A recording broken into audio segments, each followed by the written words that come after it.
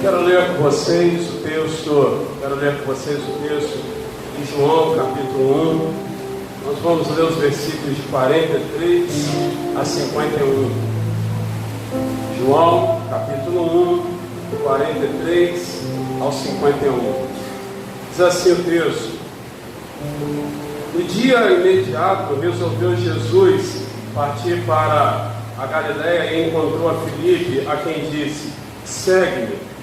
Ora, Filipe era de Betsaida, cidade de André e de Pedro.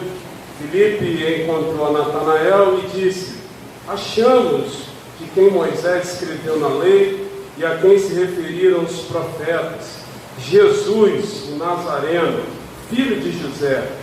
Perguntou-lhe Natanael: De Nazaré pode sair alguma coisa boa? Respondeu-lhe Filipe: Vem e vê. Jesus viu Natanael aproximar-se e disse ao seu respeito: Eis aí um verdadeiro israelita em quem não há dolo. Perguntou-lhe Natanael: Onde me conheces? Respondeu-lhe Jesus: Antes de Filipe te chamar, eu te vi quando estavas debaixo da figueira. Então exclamou Natanael: Mestre, tu és o Filho de Deus, tu és o Rei de Israel. Ao que Jesus lhe respondeu: Por que te vi debaixo da figueira, crês? Pois maiores coisas do que essas verás. E acrescentou: em verdade vos digo, que vereis o céu aberto e os anjos de Deus subindo e descendo sobre o Filho do Homem. Só até aí vocês podem sentar.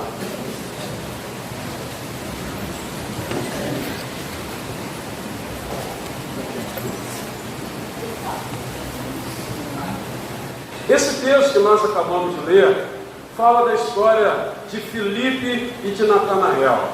Natanael, segundo o próprio testemunho de Jesus, era uma pessoa gente boa, um camarada que procurava pautar a sua vida nos princípios corretos, que desejava agradar a Deus.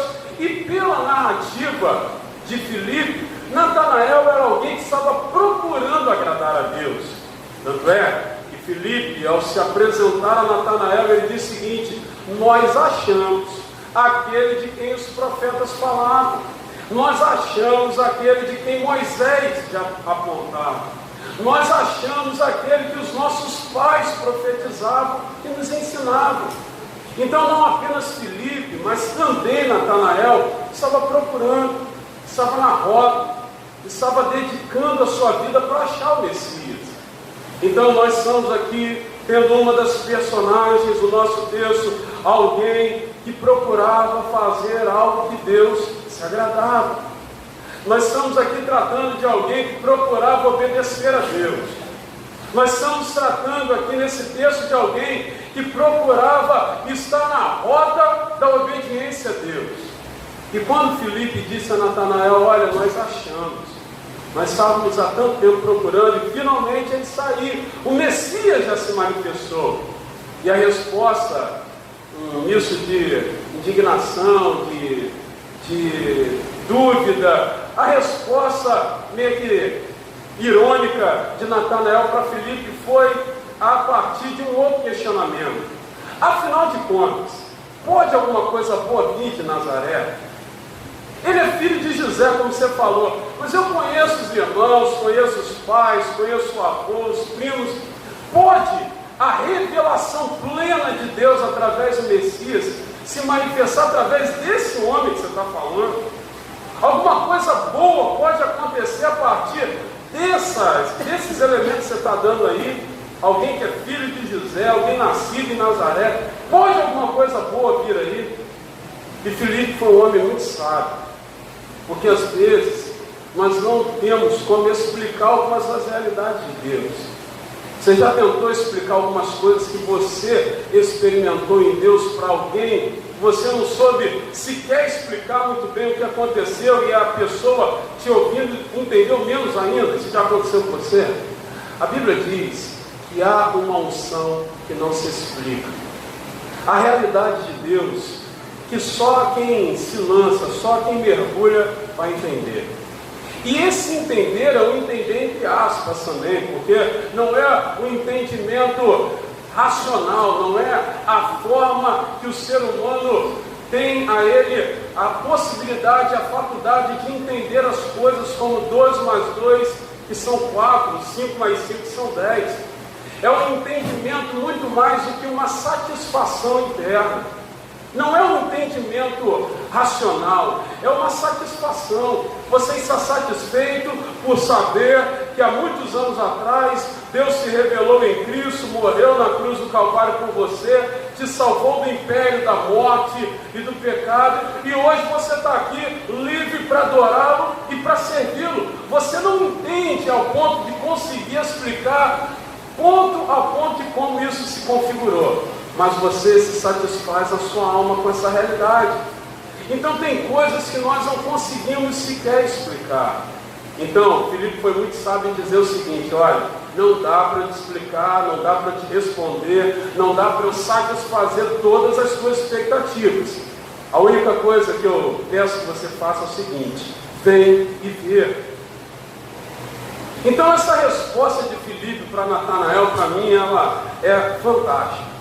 Quando você não tiver como explicar, quando você não tiver como mensurar, quando você não tiver como colocar na ponta do lápis, quando você não tiver como escrever no quadro como que Deus se manifesta, o que Ele vai fazer, ou como que Ele vai fazer, a resposta de Filipe a Natanael é tremenda: vem e vê. E uma das coisas que eu estava pensando hoje cedo é o seguinte: na história dos avivamentos, em toda a história, em todos os relatos de avivamento, a provocação de Deus, como quem chama, vem, experimente, essa provocação de Deus, ela sempre se manifesta. Toda vez que Deus quer fazer algo tremendo, toda vez que Deus quer avivar a história, toda vez que Deus quer fazer algo novo, toda vez que Deus quer te atrair a coisas mais profundas, Ele vai te provocar, como Filipe fez com Natanael. Eu não vou te dar tudo de mão beijada, eu não vou fazer tudo de uma vez só, eu não vou tentar te explicar a partir de coisas que você não vai entender. Venha e experimente. Vem e vê. Então, se você olhar para o texto bíblico, você vai ver que foi assim com Abacuque. No avivamento de Abacuque aconteceu exatamente dessa forma. Abacuque começou a reclamar. E Deus disse a Abacuque o seguinte: então vamos fazer o seguinte: escreva em letras garrafais, até quem passe correndo consiga ler o que você vai escrever, da visão que eu vou te dar. Aí Abacuque diz o seguinte: eu vou subir até a torre de vigia para estar atento àquilo que Deus vai me falar. Ou seja, o profeta que vivia reclamando, quando ouviu de Deus: escreva em letras garrafais a visão que eu vou te dar, suba a torre de vigia, esteja atento porque eu vou te dar uma revelação. Essa foi a forma de Deus provocá-lo. Vem me ver. Sai da posição que você está, assuma uma outra posição, que eu vou falar com você. Apenas reclamando você não vai resolver as coisas, Abacuque. Escreva a visão que eu vou te dar. E aí o final da história de Abacuque quase todo mundo aqui sabe. Abacuque começou reclamando e no final das contas ele começou a dizer: ainda que a figueira não floresça, ainda que não tenha nada do que eu esperei, ainda assim eu louvarei a Deus. Então o avivamento de Abacuque aconteceu com uma provocação de Deus. Um outro exemplo que eu posso te dar dessas provocações que Deus faz para avivar, para fazer algo novo, é a história de Moisés. A Bíblia diz que Moisés estava lá apacentando o rebanho do seu sogro, estava lá cuidando das ovelhinhas do seu sogro. De repente, ele viu no alto de uma montanha uma árvore que pegava fogo e não se consumia. Agora você imagina a cena: algo que deveria se consumir facilmente, e ali você tem as folhas da árvore, você tem o próprio tronco, a madeira, e uma coisa que é altamente consumível, ela está pegando fogo e não se consome. E a Bíblia diz que Moisés, ao ver aquela cena, ele disse: eu irei até o alto daquela montanha para ver que maravilha é essa. Como pode a sarça pegar fogo e não se consumir? Então ele foi atraído por Deus por algo fantástico. uma árvore que queimava e não se consumia. E você sabe muito bem o que aconteceu com Moisés. Atraído pelaquele chamamento, pelaquela manifestação de Deus, ele subiu aquela montanha, ouviu a revelação de Deus que deveria voltar ao Egito, e ali no Egito Deus fez um grande avivamento para o povo de Israel. Escute o que eu estou te falando. Toda vez que Deus quer avivar alguma coisa, Ele vai arrumar uma forma de te atrair algo novo. Mesmo que essa manifestação atrativa de Deus, mesmo que essa atração de Deus seja a partir de elementos que você não goste, seja a partir de elementos que você não queira que Deus faça dessa forma. Mas Deus, toda vez que for fazer um avivamento, toda vez que Ele iniciar um avivamento, toda vez que Ele acender uma centelha de fogo, Ele vai te atrair. Ele vai criar elementos para trazer você ao coração dele. Foi assim com Abacuque, foi assim com Moisés, foi assim com John Wesley. A gente não pode esquecer. O pastor João Rafael leu aqui um relato, o pastor que nos antecedeu também fez o mesmo. John Wesley começou a se sentir atraído por algo novo. Então, aquelas reuniões de oração em Oxford já não eram mais suficientes. Então, ler o texto bíblico para ele, no hebraico, no grego, dar aulas de teologia, já não eram mais suficientes. Ser um pastor, alguém reconhecido de uma linhagem, de uma família de obreiros da igreja anglicana, para ele já não eram suficientes. Ele queria mais. Quando a sua alma começou a gritar por algo mais, tenha certeza, era o próprio Deus o atraindo para um grande avivamento. Então Wesley disse: eu fui à América para converter índios, mas quem converterá a minha alma a Deus? Ele sequer queria ir na rua Aldergate em 24 de maio de 1738, ele sequer queria ir. Ele achava que aquela reunião era uma reunião menor de leigos, que clérigos não deveriam estar ali, naqueles movimentos primários de oração. Mas ele foi, segundo o seu diário, segundo suas próprias palavras, foi sem muito entusiasmo, sem muita motivação. Ele acabou sendo empurrado aquilo. E chegando lá, faltando 15 para as 9, alguma coisa acendeu no seu coração e ele descobriu que ali os seus pecados haviam sido perdoados e que Deus o estava chamando e o aperfeiçoando e o moldando para algo novo, que alcançaria não somente a Inglaterra, não só os Estados Unidos, não só a América, não só, a Europa, mas alcançou a minha vida e a tua vida também. Tanto é que nós estamos aqui. Então escute o que eu estou te falando. Todo avivamento começa com uma provocação de Deus, com Deus te chamando, te atraindo, com Deus te trazendo para perto, com uma provocação de Deus. Então, voltando para o texto, é exatamente isso que aconteceu, porque Natanael queria saber sobre o Mestre, queria conhecer o Messias. Natanael queria ter o contato com a revelação de Deus. Aí Filipe, ao invés de falar tudo para ele, Filipe já disse o seguinte: olha, vem ver, porque os avivamentos Deus começa com provocação. Se você quer algo diferente, venha e veja. Agora, quando você tem um chamado para ir ver Jesus, quais são as expectativas que nós temos desse encontro? O que eu posso esperar quando alguém diz para mim o seguinte: você quer encontrar com Jesus? Vem e veja. Quais são as expectativas que eu tenho desse encontro? Hoje, fazendo uma leitura pós-Evangelho de Jesus, pós-evento, pós-ministério de Jesus, a gente consegue mais facilmente entender o que nós podemos encontrar se nós decidirmos essa noite ver Jesus. Mas para Natanael era algo novo. Para nós, como coisas efetivas, para várias pessoas aqui, como coisas efetivas podem ser coisas novas. Mas, de forma geral, a gente já sabe que a gente pode encontrar se a gente decidir vir e ver Jesus. Primeira coisa, guarde isso. Talvez não seja a realidade da maioria aqui, eu acredito, mas eu não posso, como evangelista, deixar de falar isso. A primeira coisa que nós podemos encontrar num avivamento, num encontro, se nós decidirmos aceitar a provocação de vir e ver Jesus, é que nós vamos encontrar em Jesus salvação. Repita, salvação.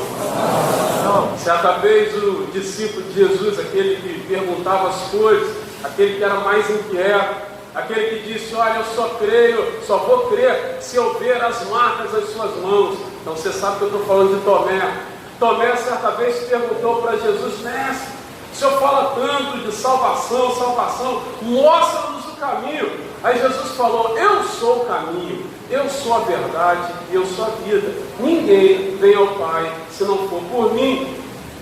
Então está claro que se nós aceitarmos a provocação de Deus essa noite, para experimentarmos um grande avivamento na nossa vida, na nossa família, nas igrejas aqui representadas, nesse distrito, na igreja metodista na primeira região, onde você colocar a ponta dos seus pés, nós, se aceitarmos a provocação de vir e ver Jesus, a primeira coisa que encontraremos nele é a salvação.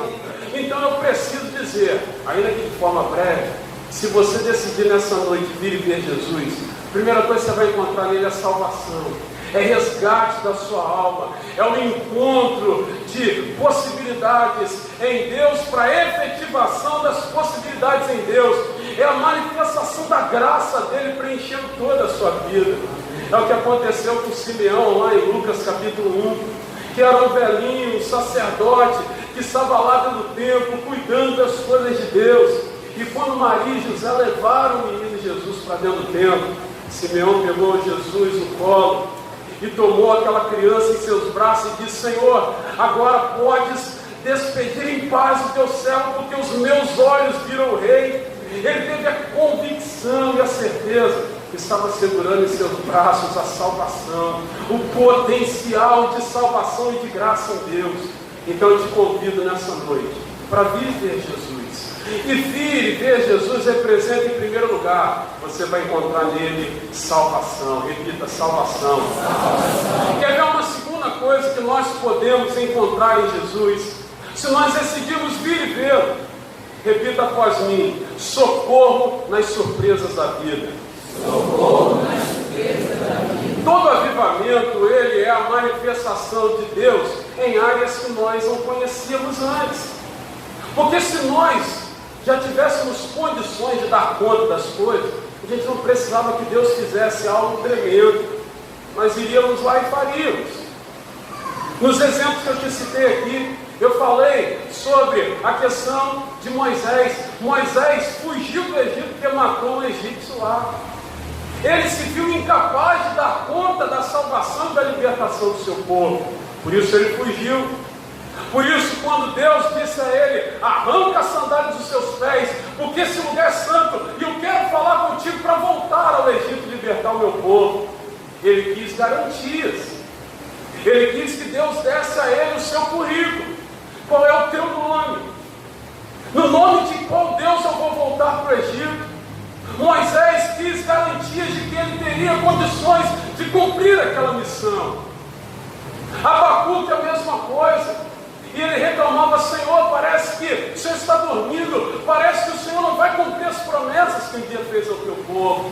Então, todo mundo quer garantias.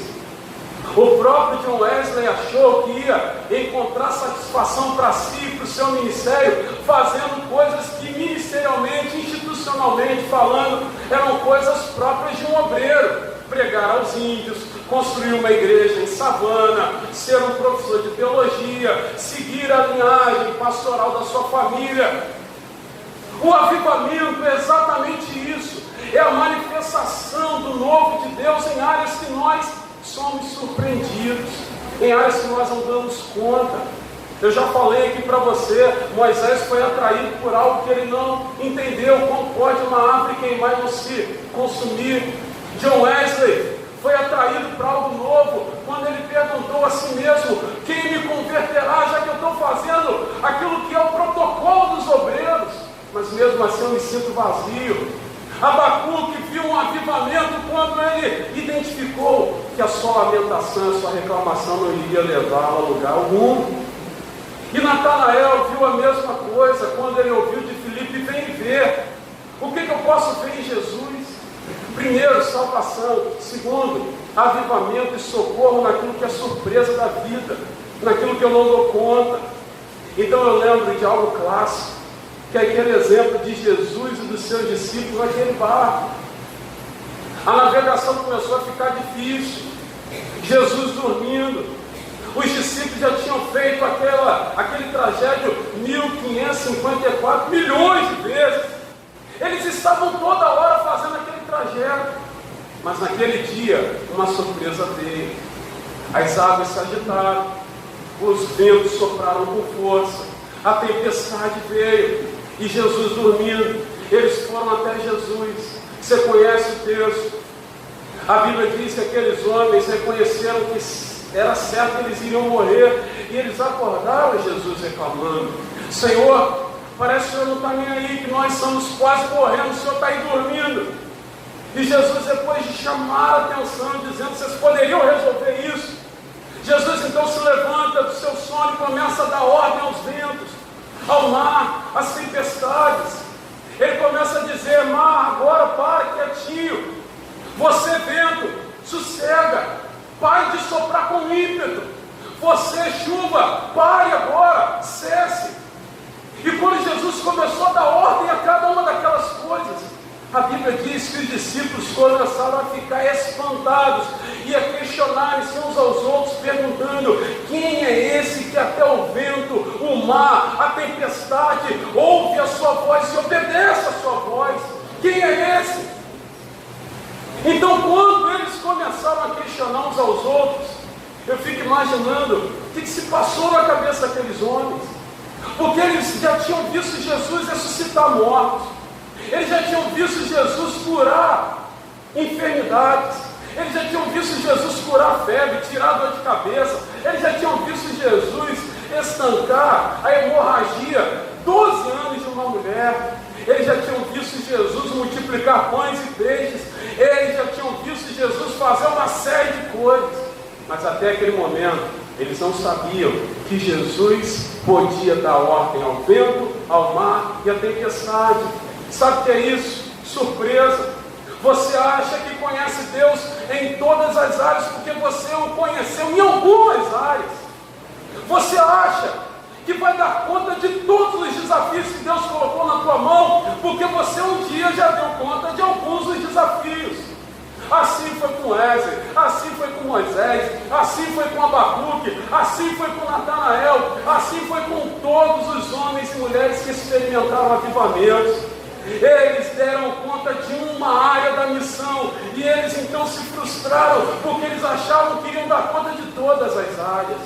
Porque enquanto Ele aviva o seu coração, porque enquanto Ele aquece a sua vida, porque enquanto Ele instrumentaliza você para uma grande obra, Ele vai cuidando de cada área da sua vida que você não dá conta. Ele vai colocando em ordem todas as coisas. O Wesley disse: quem me converterá? Eu tenho um vazio aqui dentro. E quando seu coração foi aquecido, ele disse: agora eu sei que os meus pecados, sim, os meus pecados foram perdoados. Imediatamente, o momento que ele foi preenchido por aquela graça, todas as coisas entraram nos seus devidos lugares. Eu sei que você procurava uma família e veio a separação da sua casa, você foi surpreendido, mas o avivamento de Deus pode preencher as lacunas das frustrações familiares. Eu sei que você está aqui, mas pode ser que também seja com uma dor. Eu vim aqui para dizer que o avivamento preenche as frustrações, porque você se encontrou em algum momento com uma enfermidade, mas ela não vai ser paralisante naquilo que Deus tem para fazer na tua vida. Eu sei que você veio aqui nessa noite buscar algo novo, mas lá na sua cabeça algumas situações paralisantes se manifestam, porque você coloca diante de Deus coisas que você não dá conta. Mas também, como profeta de Deus, eu vim aqui para dizer em nome de Jesus, que quando Ele sacode a igreja, que quando Ele preenche o coração do homem e da mulher, que quando nós aceitamos o chamado dele para vir e ver, nós acabamos descobrindo que Ele é o dono de áreas que nós não achávamos que Ele também controlava. Quem é esse que até o vento, o mar e a tempestade obedecem a sua voz? Nós sabíamos que Ele dava conta de curar enfermidades, Nós sabíamos que Ele tirava pessoas lá da catatumba, 4 dias morto. Nós sabíamos que Ele dava conta de tirar dores de cabeça, mas nós não sabíamos que Ele também era o dono das tempestades. Eu sei que você conhece Deus em várias áreas da sua vida, mas o avivamento vai fazer você saber que Ele é o dono também das surpresas da vida. O que você vai encontrar em Jesus que vai surpreendê-lo? Nada. Então, onde você tiver uma extraordinariedade, onde você tiver uma surpresa da vida, saiba, Ele também é o dono. Ele também é o dono. Talvez seja isso que esteja te impedindo de viver algo novo diante de Deus, de se lançar para viver algo especial diante de Deus. O chamado de Filipe para Natanael foi muito simples: vem e vê. E o chamado que eu quero te fazer nessa noite também é simples: vem ver. Você veio aqui, pastor, eu vim para um culto de coração aquecido, mas esse é o chamado de Deus para você viver coisas maiores e mais significativas. Jesus falou para Natanael: coisas maiores do que essas você pode ver. Então, primeira coisa, repita: salvação. Repita: socorro nas surpresas da vida. Terceiro, repita: solidariedade. Se você decidir vir e ver Jesus, você vai encontrar nele solidariedade. E isso, quando eu falo dessas coisas, eu fico muito feliz, porque isso me dá a convicção de que eu estou servindo a um Deus que é parceiro. Porque quando nós decidimos vir e ver Jesus, esse avivamento do encontro com Jesus gera para nós salvação, socorro nas surpresas da vida, mas gera também solidariedade. Nós não servimos a um Deus que nos dá uma sacolazinha com as nossas tarefas e diz: vai embora e dá teu jeito. Ele é um Deus parceiro. Você sabe que até hoje o povo de Israel celebra, a festa dos tabernáculos. Nós não somos israelitas, nós somos brasileiros. Mas até hoje o povo de Israel celebra a festa dos tabernáculos, também chamado para eles de festa das cabanas, que é onde eles celebram a presença de um Deus que morou com eles 40 anos em cabanas no deserto. Um Deus parceiro. Aí quando o anjo foi dizer para Maria sobre o nascimento do seu filho, o anjo disse para Maria o seguinte, depois para José: seu nome será Jesus, e ele será o Emanuel. Você sabe o que significa Emanuel? Deus conosco, o Deus parceiro. Então ele não pega um saquinho cheio de tarefas, coloca nas minhas mãos as coisas e diz: vai embora. Então uma terceira coisa que eu preciso te falar é que se nós aceitarmos o desafio de vir e ver Jesus, o desafio do encontro, que vai gerar esse encontro de avivamento, isso vai manifestar para nós um Deus solidário, um Deus parceiro. E é a melhor coisa que nós podemos ser na missão, porque tem coisas que eu sei fazer muito bem, e tem coisas que eu não sei nem por onde começar. Tem coisas que a minha capacidade, as minhas habilidades natas dão conta. Como pastor eu sei disso. Eu já descobri nesses anos de pastorado que tem coisas que eu não preciso nem piscar muito, já vai no automático, eu sei fazer muito bem. E eu já descobri coisas que, por mais que eu me esforce, por mais que eu tente fazer bem feito, eu não consigo fazer sem a ajuda de Deus. E o avivamento é exatamente isso. O avivamento é essa explosão do encontro que gera em nós salvação, socorro para aquilo que a gente não dá conta e solidariedade para aquilo que nós não sabemos também fazer, para aquilo que nós não sabemos como nos comportar diante do desafio. Então eu fico vendo o texto de João, quando João fala o seguinte: ninguém precisava dizer para Jesus o que se passava dentro do ser humano, porque ele bem sabe tudo o que se passa dentro do ser humano. O pessoal que conhece a Bíblia aí sabe muito bem que João não está falando sobre Jesus como o Deus. Ele está falando de Jesus como ser humano. Esse é o objetivo de João quando ele narra o Evangelho de Jesus. Ele está apontando para Jesus como ser humano. Tanto é que só João narra Jesus chorando, Jesus se emocionando, Jesus ficando irado com algumas coisas. Jesus é manifestado e apresentado no Evangelho de João como ser humano. Então o conhecimento aqui não é o conhecimento de um Deus que é onisciente, é o conhecimento de um ser humano que resolveu viver todas as coisas que nós vivemos. Você sabia que quando Jesus estava lá no Getsemane suando sangue, ele não estava fazendo teatro divino, você sabe disso. Jesus, quando foi levado na cruz, ele não estava fazendo teatro divino. Ele estava chorando por causa da dor. Ele estava suando sangue, porque a sua angústia era tão grande que vasos sanguíneos se rompiam dentro dele e as glândulas sudoríparas então manifestavam, expeliam o suor tingido de sangue por causa dos vasos que se rompiam dentro dele. E a medicina prova que isso é fato quando a pessoa está vivendo um nível altíssimo de angústia. Ele não estava fazendo teatro divino. Nós não servimos, nós não estamos sendo chamados a uma explosão de encontro, de avivamento com um Deus que simplesmente decidiu sentar no trono e deixar que eu e vocês possamos estar fazendo do nosso próprio jeito. Ele é o Deus parceiro.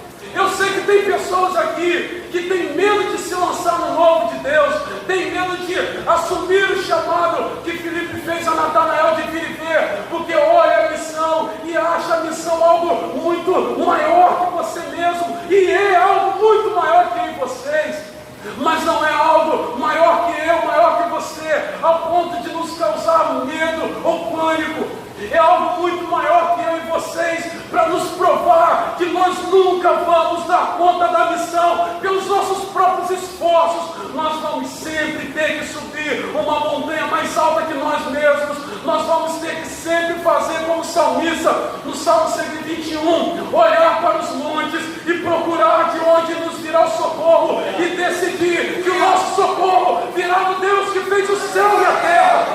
Não é do Deus que come pipoca na esquina, é um Deus que anda do nosso lado, é um Deus parceiro, é um Deus que sentiu as mesmas coisas que nós e que hoje nos chama para vir e vê-lo. Um Deus que hoje nos chama à explosão do encontro de avivamento, que vai gerar no nosso coração a certeza e a convicção que Ele é Deus solidário. Ele não é um Deus que te chama e te lança as feras, Ele é um Deus que te chama e te lança dizendo: no mundo você terá aflição, mas eu venci o mundo, eu venci, eu estarei com vocês até a consumação dos séculos.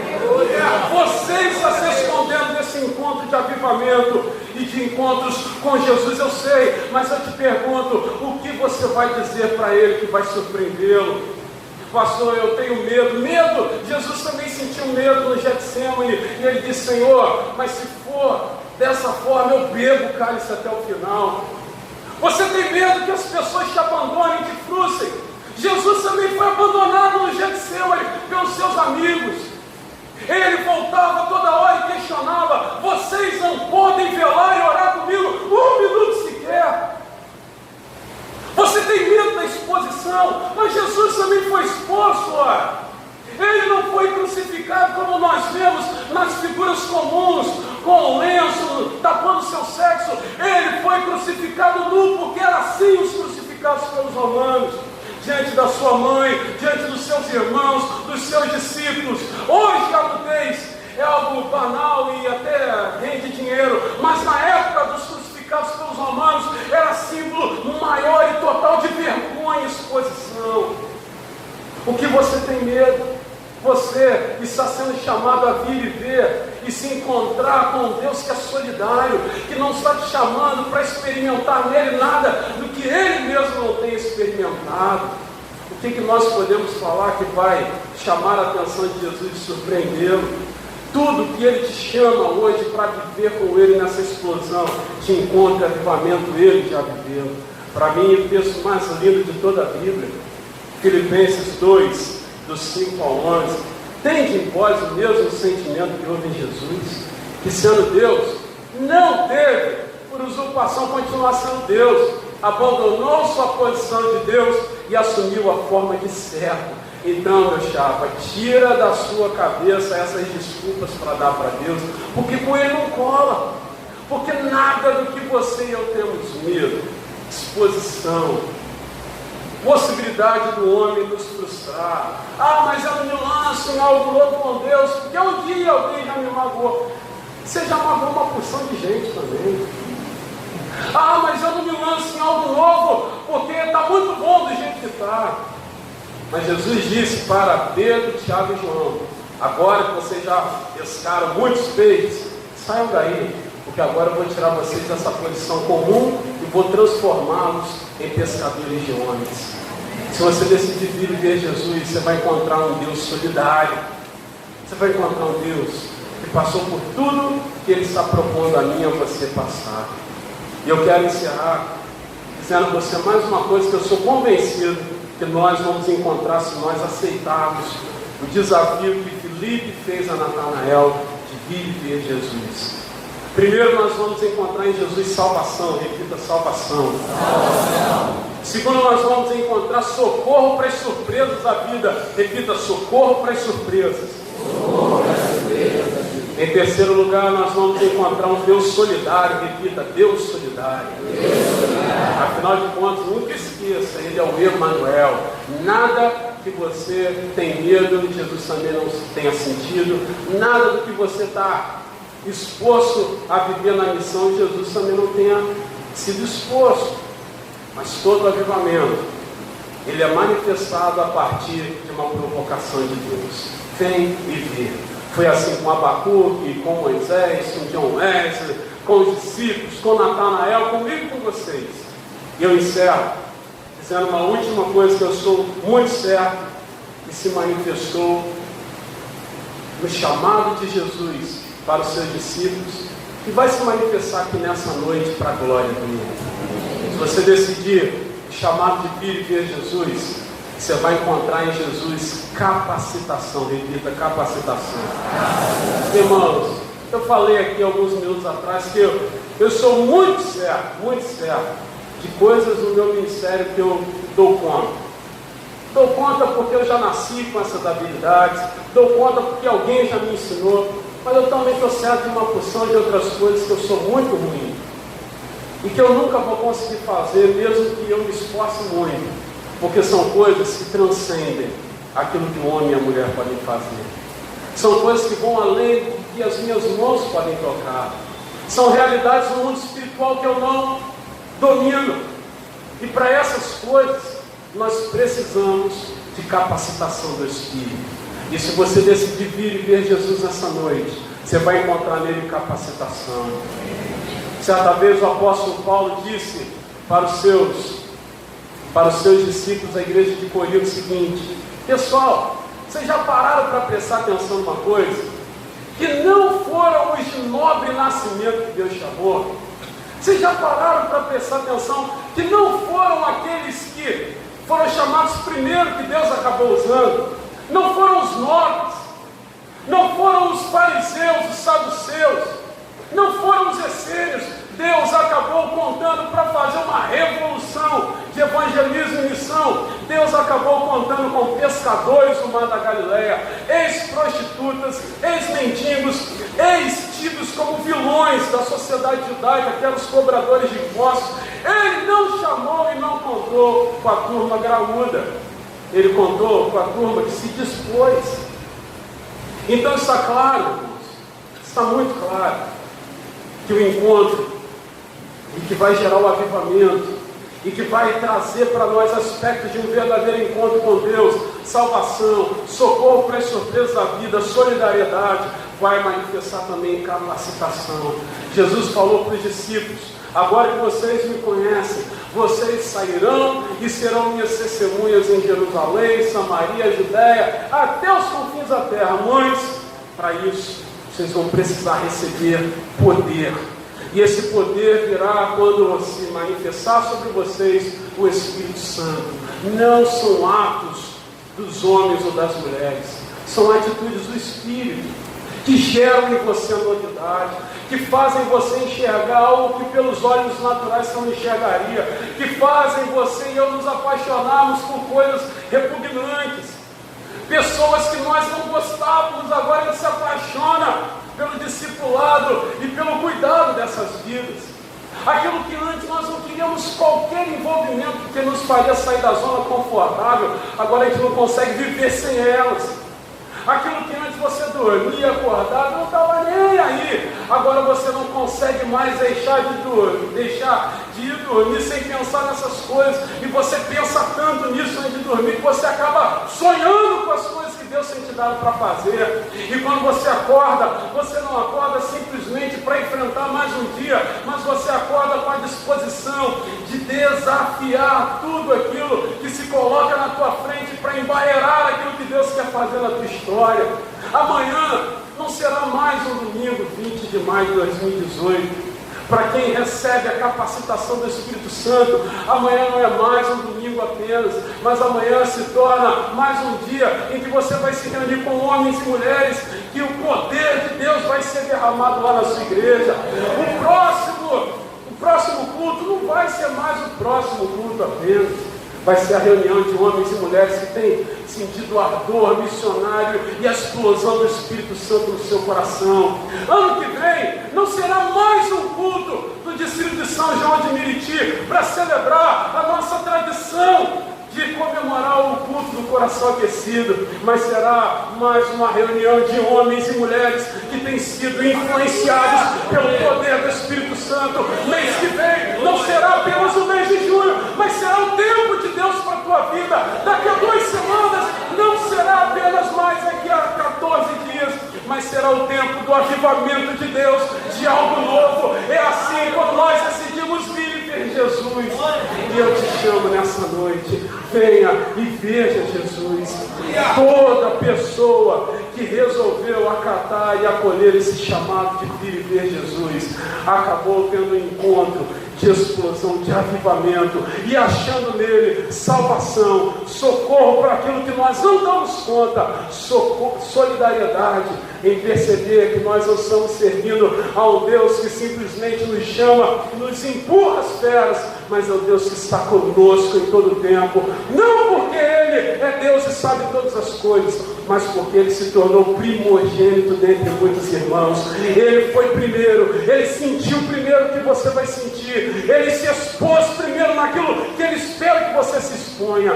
Ele foi o primeiro, Ele se manifesta nessa noite para te capacitar, para derramar sobre esse lugar o seu poder, o seu Espírito. E você já sente isso nessa hora. Aí onde você está, você já começa a sentir isso.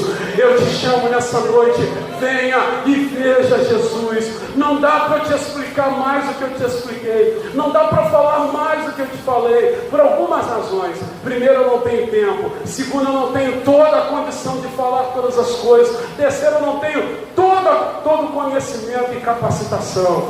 Mas há uma unção nesse lugar que não se explica.